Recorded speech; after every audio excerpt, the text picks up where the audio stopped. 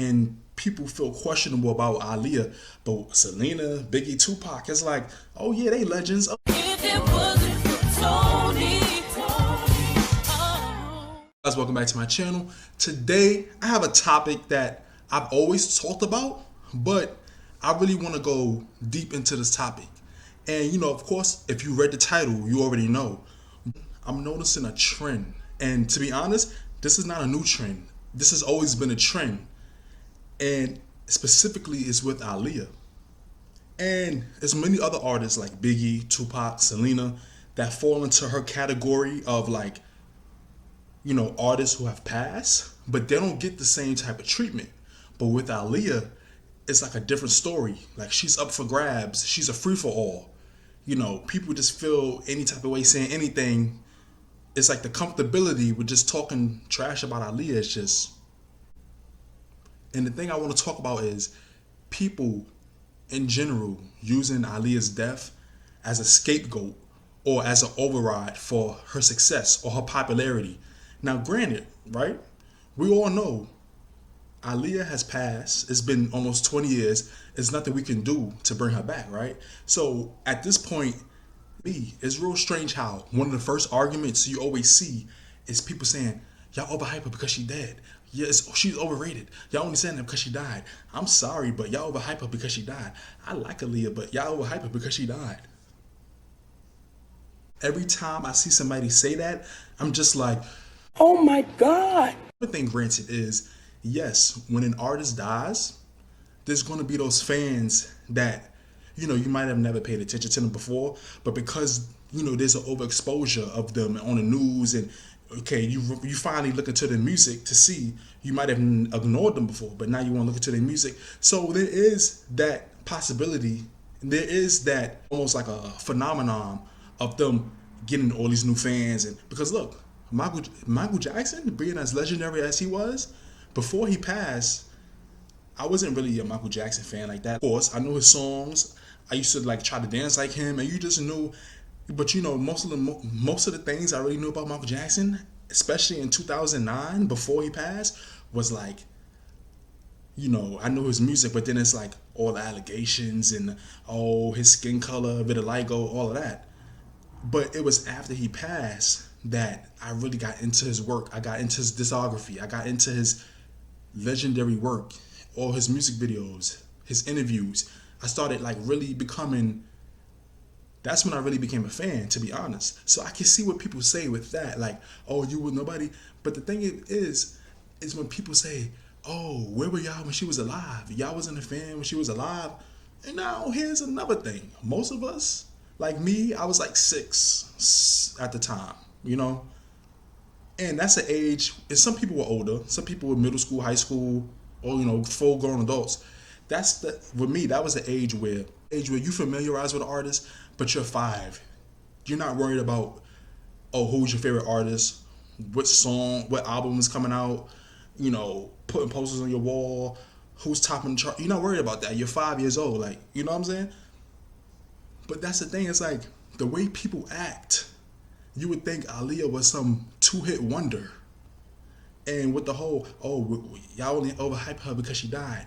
In a way, people say that before she died, she had no hype, she had no success, she had no type of status. Now, granted, she didn't have, compared to some of her peers, there was a difference in the success levels, of how, say, Britney Spears or Destiny's Child, they had came out after her, but they had all this, 2 to 3 years in their careers. When they first came out, Britney Spears, basically, when she first came out, their careers took off. Destiny's Child, it took a little bit longer, but, it was it's a success.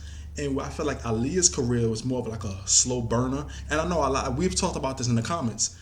Aaliyah's career was more of a slow burner, whereas she had success, but she never had that Mariah Carey success, Whitney Houston success, or that, Janet Jackson success. Her success was always fell in the middle. It wasn't the lowest. Her success always fell in the middle. Double platinum, gold, and it is what it was.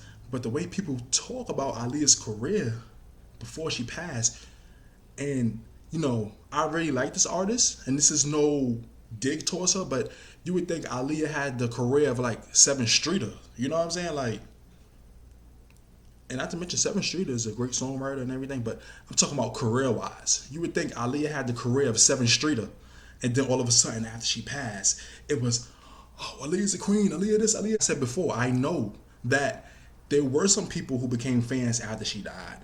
Because the thing with Aaliyah is, and her team is, her promotion was great. She was successful just like any of her peers. But the push and I don't know, somebody, when I think about it, or somebody in the comments, y'all know, y'all really great at explaining it, like when you really get to write it out.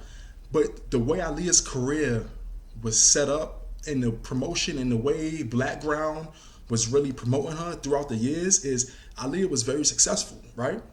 But you think about it, she never had no major award show performances. I'm talking about music award shows, not the Oscars, not performing for the president, what she did. But she never had that, basically, what I'm gonna say is, I feel like there were so many missed opportunities with Aaliyah's career while she was still here.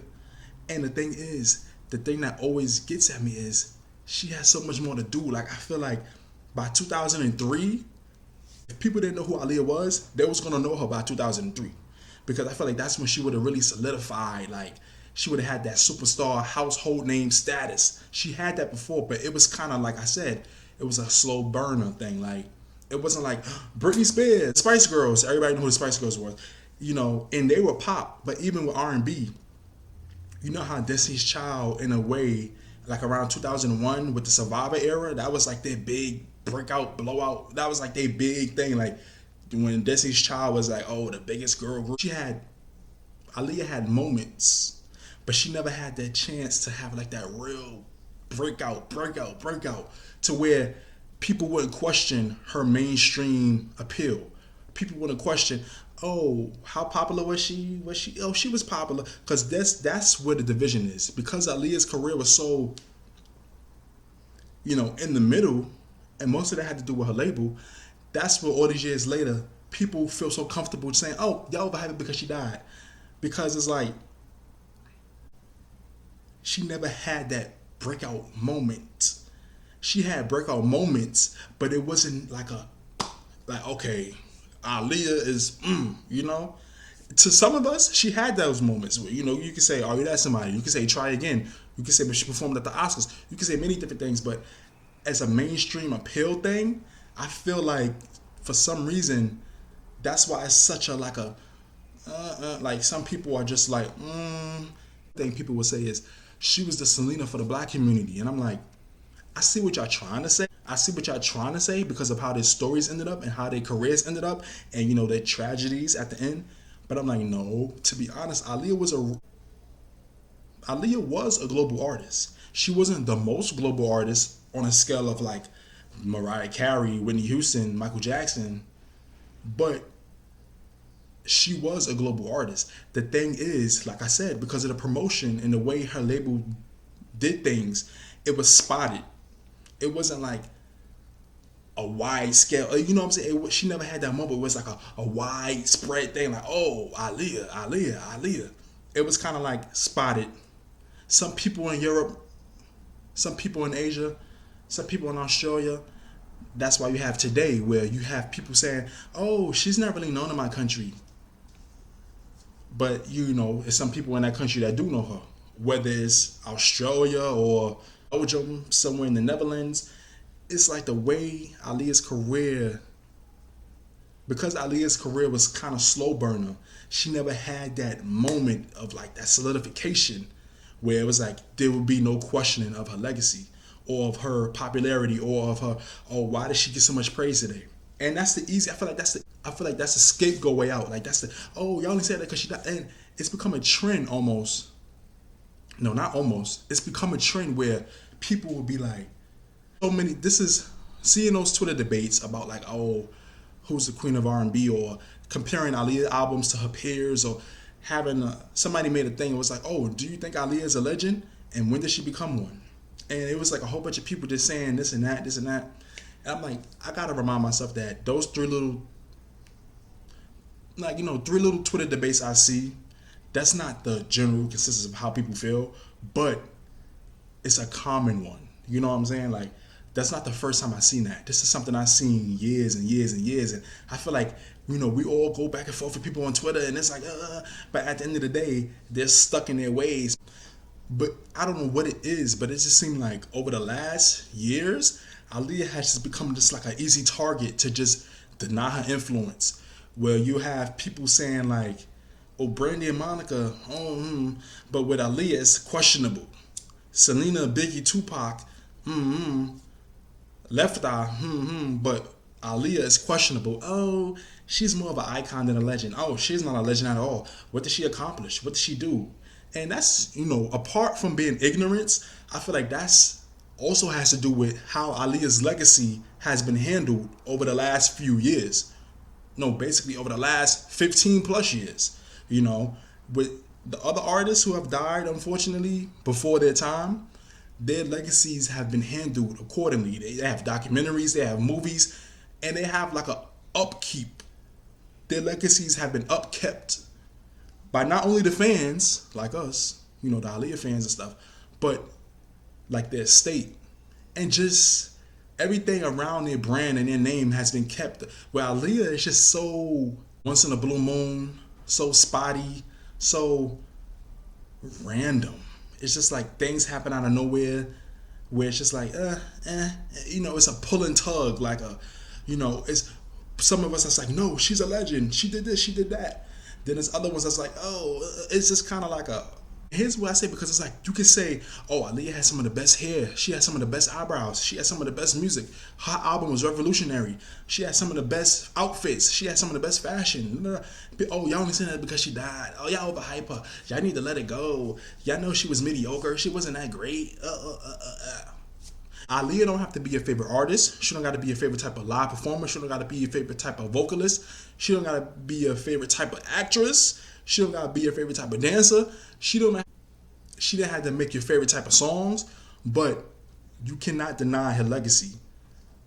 And people became so comfortable denying her legacy without even looking it up. That's how, when I see K-pop stans and Ariana Grande fans and Nicki Minaj fans just tweeting or saying stuff or answering questions or talking about Aaliyah in a way of like a dismissive way, like, oh, she was alright, nobody really knew her, she was okay, And not to mention, I already made a whole video about this with the whole Beyonce debate thing, where people just feel like it's just so easy to dismiss her, and people don't really take the time to look into her discography and her legacy and see what she accomplished from age 14 to 22. And that's another thing. People forget she died when she was 22. Imagine what she would have done by age 40. Like, I need people to think about that. She was 22. I'm 25 right now. Thinking about what she did at 22, I'm just like, hey, I feel like there's no need for me to go into Aaliyah's legacy, history, and listen to everything she accomplished, because I have so many videos doing that already. And if you do the research, you will know what she accomplished for her age and how it still holds up today, which is why people call her iconic, legendary. And she got so many articles, she got wax figures, all these different things coming out, and all these, why she's so highly praised. And what people feel so, for some reason, that bothers some people. And I notice specifically, it's a lot of black people that bothers for some reason, where it's just like, oh my God, why y'all give her so much? She's overhyped. Nobody wants to say it, but I'm gonna say it. Y'all don't need saying that because she died. Oh, her death made her. Ha ha ha. And I'm like, the only thing she accomplished in death that she didn't while she was alive was like a #1 album that debuted at #2. Okay, more people went out and bought the album after she passed. Well, to be honest, like I said in another video, the album wasn't really promoted like it should have been. So to be honest, her death in a way was kind of the promotion for her album, because that was many people first time finding out that she had the album out, because it wasn't promoted properly, in my opinion. So a lot of people was like, oh, Aaliyah had an album out? Okay, let me go and buy it, let me listen to it. That's the type of thing it was, Basically, I said all of this to say Aaliyah's legacy is more than her death. Yes, it was tragic. We're never going to be able to see what she was going to accomplish, but for what she did, everything that she accomplished for her age and how it still holds up today and inspiring artists, and how she still has a legion of fans now because of what she did back then from age 14 to 22, that's to be respected, you know? Now, it don't have to be some of your favorite work. She don't got to be your favorite vocalist, like I was saying before, but I want to know, where do people feel so comfortable just denying her legacy and using her death as a scapegoat to her success, and why she's still so celebrated today? You know what I'm saying? Like, I know, if you clicked on this video and y'all know my people, y'all know what I'm talking about. Like, I know y'all seen comments and people feel questionable about Aaliyah, but Selena, Biggie, Tupac, it's like, oh yeah, they legends. Oh yeah, But with Aaliyah, it's like, you have some people like, oh yeah, she's a legend, and then you have another 40% like, she was alright. No, where do y'all think that differentiation of their artistries and legacies came from? Do you think it has to do with Aaliyah being a black woman? Do you think it has to do with the way Aaliyah's legacy has been kept up for the last 15 plus years, or the lack thereof? I think it's a little bit of both. Or do you think it's another thing? You know, explain down below in the comments. Let's really talk about this, because I'm seeing this, like, it's becoming too much of a trend to just deny Aaliyah's legacy and to just dismiss her like she didn't really do nothing. Her death made her, you know, in a way. Or like her death is the peak of her legacy, you know? But let's really talk about this down below. This is my take on the whole, you're only overhyping Aaliyah because she died argument. And that's just my take, and that's just my overall consensus of why I think people do that. Why do you think people do that? Why do you think people say that? Aside from just being ignorant and not really knowing what she did and accomplished, why do you think people feel that way towards Aaliyah? Like, it's always a weird energy with Aaliyah. This, like, that night, this, that. And this a lot with a lot of celebrities that have passed, but with Aaliyah, I feel like it's an ultimate high. Like, people feel so comfortable just denying her legacy. And I'm just like, no, not on my watch. Not on my watch. You know what I'm saying? Not on my watch. Not on my watch. You're not going to do that and think I'm not going to say nothing. So I just really want to know, what do y'all think about that? Don't forget to comment, like, subscribe, and hit the notification bell. Thanks for watching and listening. I'll see y'all in the next video.